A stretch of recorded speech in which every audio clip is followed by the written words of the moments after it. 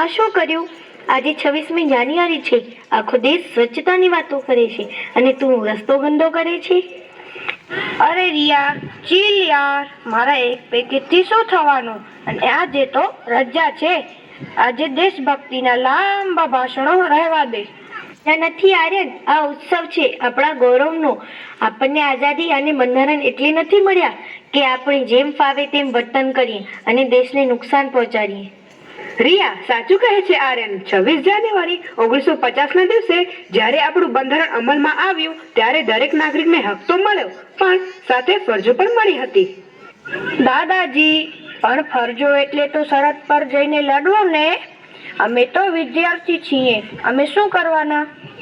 ના બેટા, સરહદ પર જવાન લડે એ દેશભક્તિ છે જ, પણ ગલીમાં કચરો ન ફેંકવો, કાયદાનું પાલન કરવું, સ્ત્રીઓનું સન્માન કરવું અને પાણીનો બચાવ કરો એ પણ સૌથી મોટી દેશભક્તિ છે.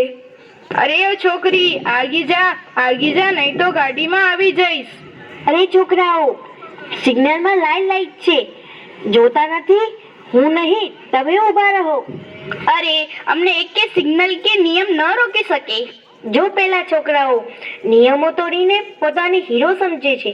શું આજ છે આપણું ભારત, જ્યાં રસ્તા સુરક્ષિત નથી, જ્યાં ફક્ત લોકોને ગંદકી જ ફેલાવી છે, જ્યાં કોઈને લાજ શરમ નથી? આવું ભારત દેશમાં હોવું જોઈએ. વાત તો તારી સાચી છે.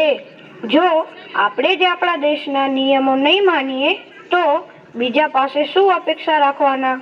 આજે આ 26મી જાન્યુઆરીએ હું શપથ લઉં છું કે હું ક્યારેય કચરો નહીં ફેલાવું અને હંમેશા ટ્રાફિકના નિયમો પાડીશ. હું શપથ લઉં છું કે હું બીજાને પણ જાગૃત કરીશ અને ભણી ગણીને એક જવાબદાર નાગરિક બનીશ.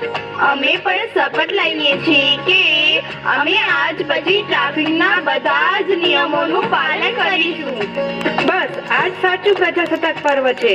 જ્યારે દેશનો યુવાન જાગશે ત્યારે જ ભારત સાચા અર્થમાં વિશ્વગુરુ બનશે. નથી જોઈતી આઝાદી ફક્ત કાગળ પર, નથી જોઈતી આઝાદી ફક્ત કાગળ પર, આઝાદી તો જોઈએ છે આપણી ખરાબ આદતો પર.